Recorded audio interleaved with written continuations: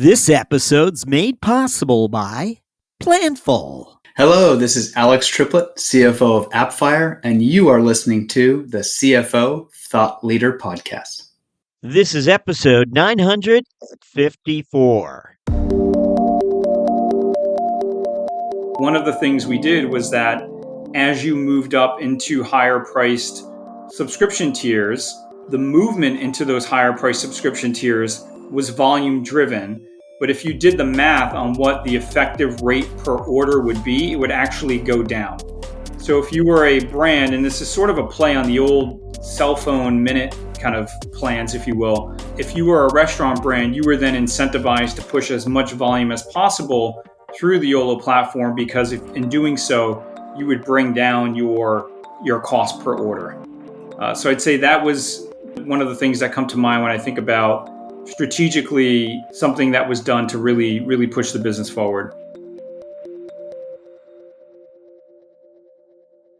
Hi, it's Jack. On today's episode, we speak to Peter Benevides, CFO of Olo.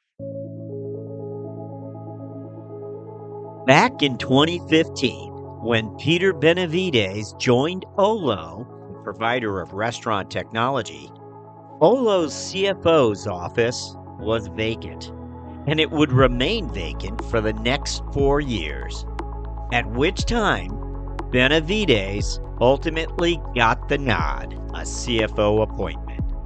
Of course, things may have gone differently for Peter Benevides, as they very often do for finance executives. And so, given the opportunity to ask Olo's finance leader what he got right along the way, we didn't hesitate, making this episode certainly worthy listening for those peering into the future trying to spot a CFO office on the horizon. Our episode featuring CFO Peter Benevides begins after this.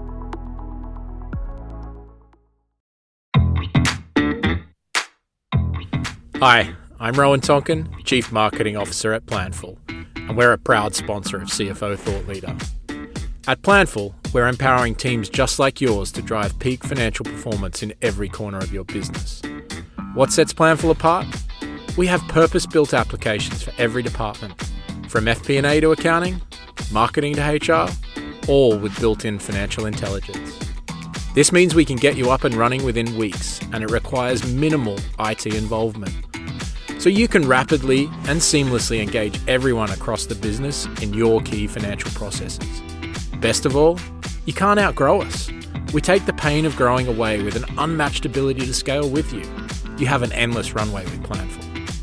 See why over 1,300 customers around the world choose Planful as their flexible, user-friendly, end-to-end financial performance management platform. Go to planful.com and see how you can make financial performance a team sport in your business.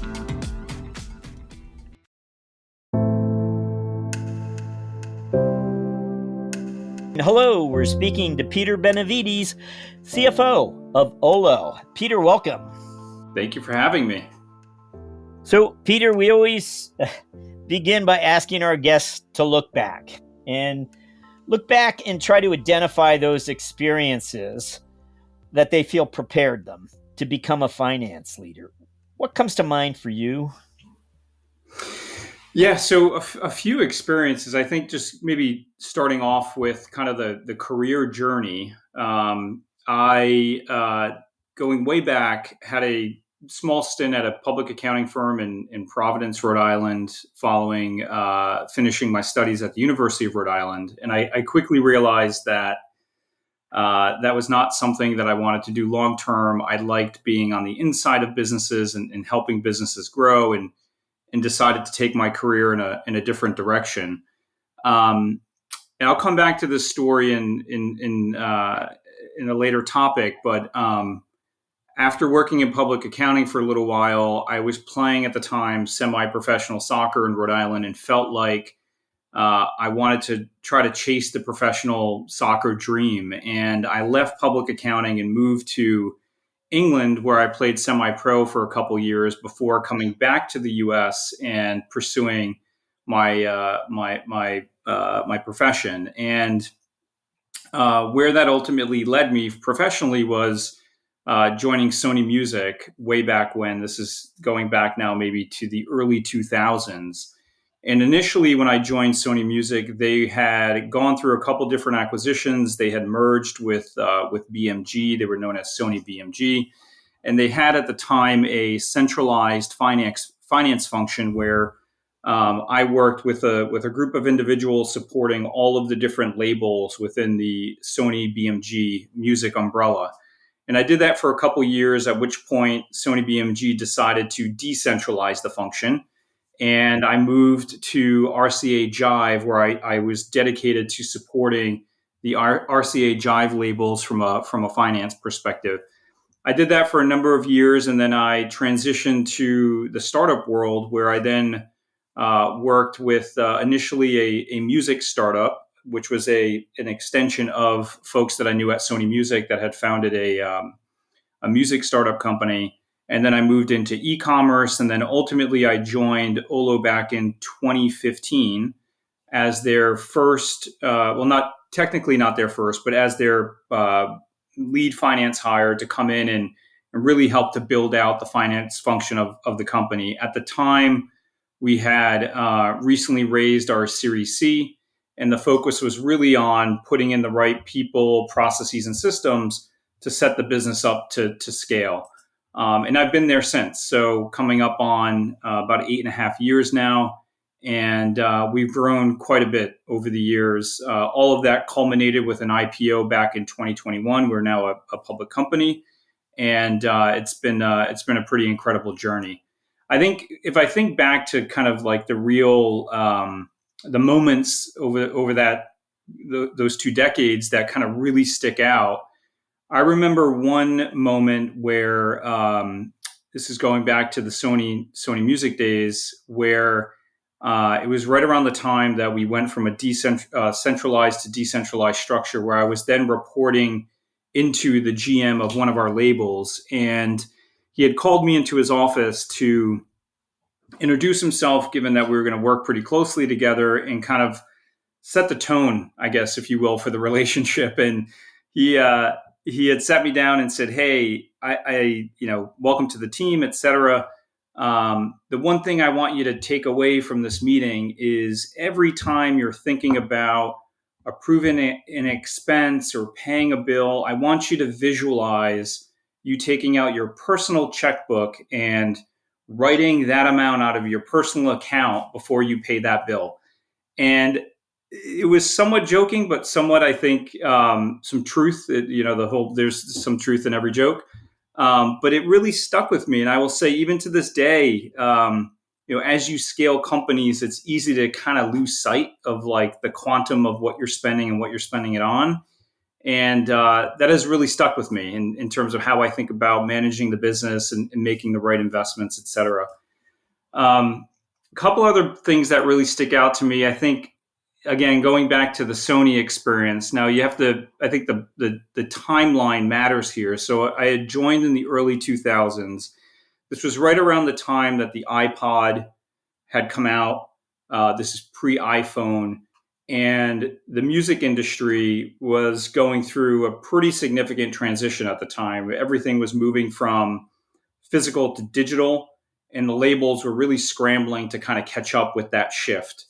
And I learned a lot during that time around not just kind of like the planning aspects of the business, like how do you plan for a business that's going through such a transition, but also kind of the people aspects of it, right? And like setting the right expectations and having to adapt and manage through some pretty difficult times. And that was a tricky time. I think now, obviously, the industry has stabilized. They've figured out how to monetize digital, et cetera. But during that timeline, there was a lot to learn. And then I'd say, lastly, thinking back on my earlier years at Olo, I think very different from kind of like the Sony perspective, in which Sony's a very established company. processes in place, et cetera, to Olo, which is really, okay, early stage, really setting the business up to scale, and kind of having to shift that mindset and say, okay, well, where is the business going and what do I need to do in support of that direction? So in my case, early on, it was really getting the right people on the team, making sure you're making the right selection from a systems and process perspective, and then really focused on, setting up the operation to scale. So that shift in mindset, I think, was something I can recall from those early days. Now, you enter the CFO office there in 2020. You had invested 5 years with them already. Are you the first CFO? I am. So I was Okay. initially hired as VP Finance, and then promoted to SVP, and then promoted to CFO as the company's inaugural CFO. And it was right around the time that we were preparing for the IPO. And as part of that shift of responsibilities, I really, around that timeline, turned my attention to the IPO and IPO preparedness, and making sure, again, do we have the right team, the right processes in place, et cetera, to help not only get to an IPO, but support the business post public. Because I'm sure you've heard this before. It's really not the end of the race; it's the start. So just making sure that we have the right folks and systems, et cetera, in place to support the business post IPO. And Peter, you did something that's hard to do in my way of thinking, coming from, a background in Sony Music, decentralized as you described it, at the same time, quite a large organization. You took a company public a year after you stepped into the CFO office. As you just said, all that IPO readiness, you were part of that, but you hadn't done it before. Yeah, for sure. I am forever grateful for the board and our CEO Noah to have that confidence in me to be the person that could lead the company through the IPO and post IPO. One of the things, there were a couple things that we had done that I think helped support me through that process. The first was, if I think back to right around the time of the IPO, we were transitioning accounting firms, because the firm that we were using at the time was a smaller regional accounting firm. They weren't the type of firm that would support you publicly. So we decided to look to the Big Four and then select one of the Big Four. And as part of that process, I was calling different reference checks for each of the Big Four. And there was a gentleman who I had met through one of the Big Four, who at the time had just stepped down from a very successful public company as their CFO. And what was meant to be a 20-minute reference call turned into, I don't know, an hour and a half chat. And once I got off the phone, I had said to our president and COO at the time, gee, it would be amazing to have him as an advisor to the company as we're preparing to go through this process. And then ultimately, that's what we ended up doing. So I reached back out and said, hey, I'm not really sure what you're up to post retirement, but I'd love to bring you on in some type of advisory capacity to help me really prepare the company for the IPO. So that, I think, was one smart thing, to bring in someone to kind of help me along. And that was invaluable. And then the other thing we did was we engaged with a third party, and there are a few different providers out there to help with capital markets advisory. And really, that, for me, where that became really helpful was around kind of the FP&A related motions of being public. So building the model and pressure testing the model, setting the right expectations, helping with kind of Q&A and answering the question without answering the question, all of those types of things that prepare you for being a public company CFO. That has been, that was and continues to be, because we still work with them in some capacity, incredibly helpful. So without a doubt, hugely grateful to the board and our CEO for giving the confidence in me, but also very grateful for the advisors that I was able to bring on to help support me through that process. Well, great insights there for us. We appreciate that. Let me ask you about this company now, Olo. What is it? What is it about? What are its offerings? What does it do? Yeah, so Olo is a open SaaS platform for restaurants. What that means is we are enterprise software vertically focused on the restaurant industry. And what we provide is a suite of solutions across three core product suites: order, pay, and engage.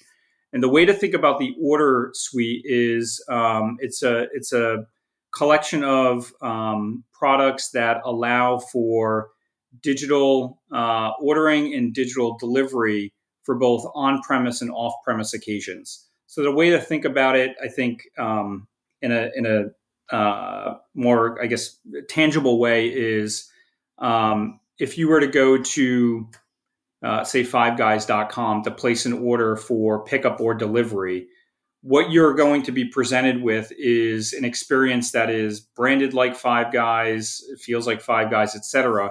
But what's happening in the background is that is Olo software that is facilitating or powering that digital ordering experience. And we do that not just for e-commerce transactions. We often have a suite of products that enable digital on-premise as well. So if you think of things like kiosks or QR code ordering, et cetera, those are all things that we can power today. We also have a payments product. That's what makes up the payment suite. So we have a purpose-built payments product in Olo Pay that allows for card not present transactions. So if you think about digital transactions, those are the types of transactions that we're able to facilitate today via Olo Pay, and we're building toward card present as well. And then we also have a product suite called Engage, which is a collection of products that allow for restaurant brands to collect, analyze, and act upon guest data. So at its core, there's a data platform. And then on top of that are a suite of applications to re-engage with the guests. So if you think about it, the kind of that full loop of ordering, collecting data, and then re-engaging with your guest, all of that is being facilitated by the Olo platform. And maybe just to throw some numbers in terms of scale. So today we work with about 77,000 restaurant locations are on the platform today, spread across around 600 restaurant brands. So we work with, for the most part, large multi-location enterprise brands. So when you think about brands like Chili's and Applebee's and Five Guys and Shake Shack and so on, they're all on the Olo platform. And yeah, it's been an incredible journey, and the restaurant industry is a massive industry, so we have a long way of growth ahead. And internally, we always say that we have miles to go before we sleep. So we'll keep going. And how big is the company today? I know it's public. So what's annual revenues or? So from a revenue perspective, about 220 million of revenue in terms of our latest guidance, and growing in that kind of high teens growth rate. I'm curious about both payments and engagement. It seems like there are very sophisticated payment applications out there. Do you build it or do you partner with it? Is it all part of the discussion? Yeah, no, absolutely. So from a payments perspective, a slightly different answer for each of those product suites. So okay, from a payments perspective, the back end, if you will, we've built the Olo Pay product on top of Stripe. And they are supporting us today from a card not present perspective. So all of the digital transactions today, the front end, all of the tooling that a brand uses, et cetera, that's all built by Olo. But in terms of the connectivity to the underlying acquiring banks, the processing of that transaction, that's being supported by Stripe. So to your point, not having to build all of that connectivity, we're using Stripe for that connectivity. But on the front end, the checkout flow, the experience that the guest has, as well as the experience that the brand has in terms of utilizing the product, that's all built by Olo. Now, in terms of the Engage suite, we actually acquired a company back in the end of 2022, the end of 2021, actually, to help move Olo into what I'll call the marketing capabilities of the platform. And one of the things we really liked about the acquisition at the time is that, yes, there are a number of data platforms that are out there. But when it comes to the Olo guest data platform, it really is purpose built for the industry, which means your ability to get to value quicker is much greater than if you were to use a horizontal solution. Because if you think about the number of years that Olo has been around and all of the different integrations that we've built over those years, we're able to grab information from the POS or from the payment provider or from the loyalty provider that a horizontal platform probably hasn't done that work, because why would they, right? Like, those are kind of niche players in an ecosystem of tech providers. So the way that we think about our data platform is similar to the way you think about buying software in a vertical. It's vertical focused, where we've built out all of the different integrations, et cetera, so you can get the time to value quicker, as opposed to horizontal solutions. Now, if I'm, say, like a Chili's or maybe a fast casual restaurant, do you guys also provide a mobile app that they can similarly customize for their customers? I mean, is that part of your offering? Yes, it's core to the order platform, and it comes in at the highest level, two different options. One, we have mobile apps and mobile web ordering experiences that we've built, right? So we have sort of templatized versions and offerings that you can utilize. Or, very early on, when you asked what does Olo do, I said open SaaS, and that open is very important. One of the things we've done is we've developed our ordering API that allows third parties to develop on top of the API to create those truly differentiated experiences. So if a brand wants something that is, less, I guess, more templatized, we can offer that. If they want to go out and do something truly differentiated, with many of our brands do that, they can work with many of the third parties that have developed on top of our API and create that truly front-end differentiated experience. Neat. So as far as your lines of sight, we know it's a SaaS model, but what's perhaps unique might you be looking at that other SaaS developers serving other sectors might not? Yeah. So one of the things that we've been, I'd say, focused on for a number of quarters now. So maybe going back a little bit further. So part of our revenue model is consumption based. So it's dependent on the number of orders that are being processed over the platform. As you would imagine, during COVID, we had a huge acceleration of the business, as digital ordering had really become the only way for consumers to interact, apart from the drive-through, with restaurant brands. And unlike other e-commerce beneficiaries, if you will, from COVID, the restaurant industry has not regressed to the mean. So if you look at digital ordering as a percent of total transactions, it's been pretty stable at about 15% of transactions are digital, which to us, and I think others, reflects the kind of the stickiness, if you will, in terms of the habits that were formed as a result of COVID and food ordering that are here to stay. Now, that I think we have a pretty good handle on in terms of how that's evolved post-COVID. Where we're now turning our attention to is consumer behavior against the backdrop of all of the macro uncertainty that's out there. And in particular, how does that impact food ordering? And we look to kind of that 2007 through 2009 timeframe to say, what can we learn from then that might be applicable to now? And there are a couple things that played out, and some of this I think is probably pretty obvious. The first is consumers tend to trade down, right? When there's economic uncertainty or during inflationary times. So as opposed to going and spending X amount of dollars on a higher priced burger, maybe they go to a lower priced offering.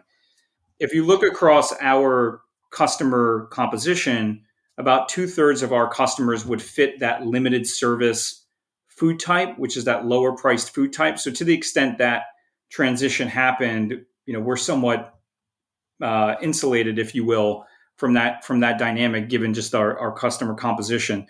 The other thing that we saw when you look at the data during the financial crisis is enterprise restaurants tended to benefit both from a sales perspective, but also from a location growth perspective, to some extent at the expense of smaller operators. And the reason for that is, in most cases, enterprise restaurants are well-funded. Many are public or private equity backed. Their access to capital is greater than the sort of average mom and pop restaurant, and it allows them to be a bit more opportunistic as sites become available, et cetera, and their ability to grow. Again, I think that would be, to the extent that dynamic played out, we'd be somewhat insulated from that because of our focus on the enterprise segment. So I'd say those are the things we're looking at now, is like kind of those macro trends, what's happening with the consumer and their ordering behavior, and then how does that ultimately flow through to the YOLO model, et cetera, and less around kind of like the COVID dynamics, which I think have been all normalized by now. On your earnings calls, are these the types of questions you'll get? Or you find yourself always talking about the economy? A CFO of a restaurant sector business would likely get a lot of economic related questions. Yeah, I would say that's definitely top 3, top 5 kind of questioning that we would get is sort of like what's going on with the macro and how is that impacting the business, because of our vertical focus on the restaurant industry and how is the restaurant industry impacted as a result of shifting consumer behavior. The restaurant industry is a massive industry. It's $1 trillion industry. And if you look at wallet share, what is happening, and this had happened pre-COVID, it inverted during COVID, and now it's back to an environment in which, when you look at every dollar that is spent on food, the majority of that dollar is going to the restaurant, right? So consumers are more and more eating out or using restaurants, if you will, as a means to consume food, and less so from a grocery standpoint. So I think it makes the macro maybe increasingly important as you think through that dynamic.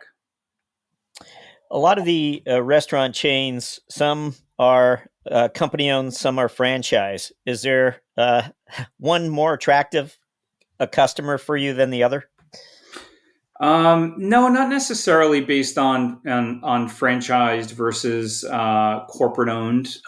We support both. What's interesting is that very early on, we had made a decision in which we, in terms of how we think about the go-to-market motion, we sell into the restaurant brand, and then we are adopted across all locations within that brand. And the reason for that is restaurant brands want a homogenized experience. They want to make sure that if you're using, I'll stick with Five Guys for a moment, the Five Guys app in Connecticut where I live, or in New York where I work at a Five Guys in New York, that experience is consistent throughout. And the only way that you can do that when you have a lot of in-house technology fragmentation is by having a single provider that can sit on top of all of that fragmentation and create that unified experience. That's what Olo does. And because of that, that's allowed us to sell into the brand and get adopted across all locations within that brand. So what that has led to is a very efficient go-to-market motion, which has benefited, our ability to maintain profitability and grow profitably, which I think from an investor perspective has been very attractive. We always like to see what you're thinking about artificial intelligence and whether it's applicable to parts of your business and including the finance function. But But what comes to mind when we bring up artificial intelligence? Are there discussions in part of the company, but not all across the company? Don't know. No, it's across the company. So the way that I like to frame AI is kind of through the lens of internal applications and external applications. At least that's how I organize it in my mind. So the way that I think about the external applications would be, how is Olo using AI within the products that we provide to our customers? So there's been, over the past several quarters, we've continued to announce ways in which we are leveraging AI to make our offering more compelling and provide more value to our customers. For example, we announced something, I want to say 2 quarters ago, uh, called the Order Ready AI, which is effectively a way to more effectively manage the throughput within a restaurant. So if you think about, you're getting orders from your direct channel through third-party channels, there's people walking in and placing orders. The ability to take all of that data and then distribute out a more accurate quote time so that delivery drivers know when to pick up their order or consumers know when to pick up that order. All of that intelligence has now been built into the system. And there's a number of things that we've done over the past several quarters. So from an external perspective, that's definitely something we continue to focus on. Internally, I'd say, again, varies by group. So for example, within the product and engineering teams, looking at ways to leverage AI to help with writing code, testing code, deploying code. Those are things that folks are experimenting with. And many of the services that we use now have AI assistants that are part of that service that they offer, which is helping drive more leverage in our business. Even our customer support organization is another example of leveraging AI to more efficiently query and resolve customer support tickets. And even our FP&A team using AI to more effectively look at Olo as compared to other companies and benchmark ourselves and do some analysis and things of that nature. So I'd say that's AI thematically, I think, is front and center within the org, both for external and internal purposes. Thank you for that. We're going to jump to our finance strategic moment question, where we're just looking for one moment of strategic insight that you've experienced along the way. We know it's hard to choose just one. You've had 3 already today, no doubt. But what would you tell us? What comes to mind when we ask for a finance strategic moment? Yeah, it's a great question. So if I think back a number of years ago, as part of our regular board meetings, we would always share metrics, a number of different metrics to kind of show how the business was performing, how we were scaling, et cetera. And one of the metrics that we showed was the amount of, I think it was GMV at the time, so gross merchandise value, like how much volume processing are we doing over the platform? And of course, it's a hockey stick graph, and we're excited about that, et cetera. And there was a comment made saying, well, that's great, but wouldn't it be great if that correlated to, revenue or, something along those lines? And is the right comment. So following that meeting, our CRO at the time and myself said, well, how about we rethink the way in which we price the product and move from, at the time, we were pure subscription based, irrespective of the order volumes being processed over the platform, to something where our revenue would scale with the growth of volume on the platform. And he and I spent a number of weeks looking at a bunch of different data, both internal and external, to come up with what ultimately became our new pricing philosophy, which was a mix of both subscription-based as well as consumption-based pricing. And obviously that was, this is going back a number of years. And since then, digital ordering has only continued to grow. And as a result of that, that's helped to really propel the business forward. And we did it in a way that really aligned incentives. So one of the things we did was that as you moved up into higher priced subscription tiers, the movement into those higher priced subscription tiers was volume driven.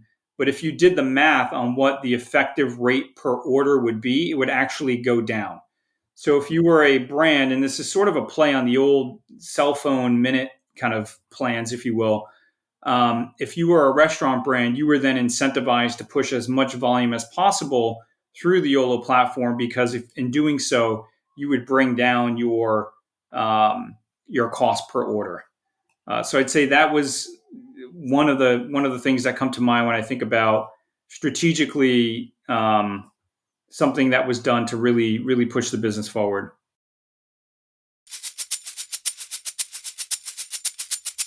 This is 1 Minute with CFO Anna Chadwick of Pitney Bowes. With the raise in interest rates and the cost of capital going up, everyone, myself and all my CFO peers, are out there saying, any money we're spending, we're better be spending it for a massive return, because the cost of capital is prime and premium, and we're all here to make those better business outcomes and better business decisions. And how do we partner with our CEOs and the business to deliver that? It's now more than ever more important.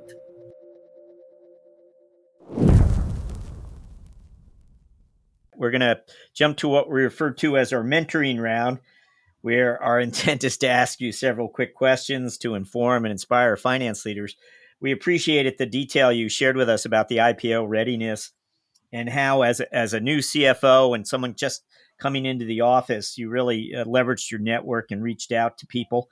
Still, we always ask this question for new finance leaders. You know, that first 60 days or 90 days, if you could just go back and tell yourself one thing, what is it that you'd share with yourself? Yeah, I mean, it probably would have been what I had done, which is, don't be afraid to ask for help, right? Like I think there's a natural tendency. I don't know if it's specific to finance leaders or just human nature in general to just want to figure things out yourself. And I myself have that tendency, right? I don't naturally reach out to people. I'm not really sure why at that time I did that, but I did, and that proved to be the right thing to do. So I would say, as you're growing your career, build out that network. And then once you find yourself in the seat and you need help, it's okay to ask for help. And at some point, you'll be on the other side of the table and you'll pay it forward as well. So definitely don't try to go it alone. Use your network and ask for help.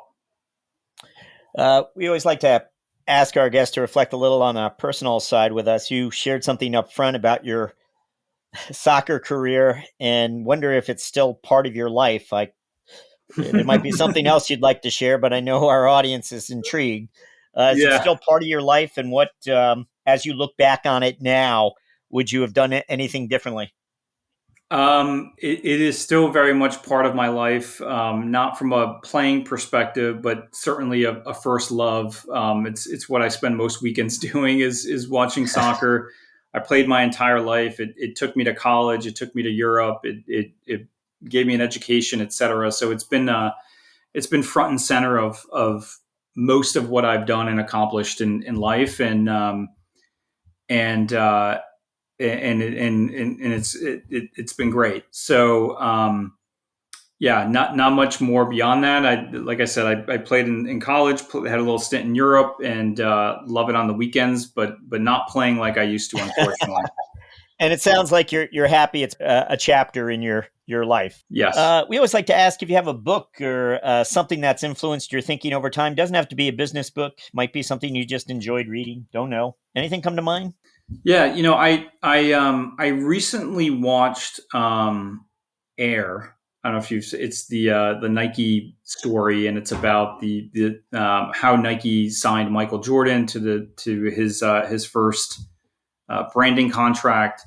But there's a book called Shoe Dog, and I was reminded of the book when I was watching Air, and I really enjoyed that book. Not finance related, but it's really about the birth and growth of Nike. And I think there's a tendency to think that like businesses just are what they are, right? Like we know Nike to be this incredibly successful beyond a shoe company now, right? It's shoe, apparel, etc. And you think that just happens. But when you read the book Shoe Dog, the team there, they were incredibly resilient, went through a lot to make Nike happen, a lot of existential issues, etc. And like you, they were many of them were athletes. And many of them were athletes. That's right. That's right. So I like that book for kind of the message it sends in terms of being resilient and adaptability and overcoming adversity, etc. I highly recommend that book. Well, thank you for that. And we are up to our final question, where we're going to ask you to look forward. And we're wondering about this next 12 months. It seems like you should have studied economics undergrad, perhaps. I don't know. But we want you to know, looking forward for the next 12 months, what your priorities are as CFO. Yeah, so conveniently, we are in the throes of planning for 2024. So definitely thinking a lot about the plan for next year. I'd say if I had to kind of summarize the lens in which I'm thinking about that, I'd say from an investments perspective, making sure that we are placing the right bets to drive the business in the near term, obviously, but also set us up well for the long term, and making sure that what we're placing bets on, we're going to be able to stack S curves year after year and continue to grow the business year after year. So a lot of thought going into where we're making investments, what do we expect from those investments, et cetera. And then I'd say more tactically, really looking throughout the business to say, from an operational standpoint, are there opportunities to drive more leverage in the business? So we talked a little bit about AI, but even just looking at different systems and ways in which we can drive economies of scale into the business, really kind of drilling down to those different opportunities and finding ways to drive more leverage in the business. So I think, as I look ahead for the next 12 plus months, it's zooming up, making sure we're placing the right investments for the long term, and then zooming down to make sure, are we driving enough leverage in the business based on the things we're doing today? I'd say that's the mindset right now. Peter Benevides, thank you for joining us on CFO Thought Leader. Thank you.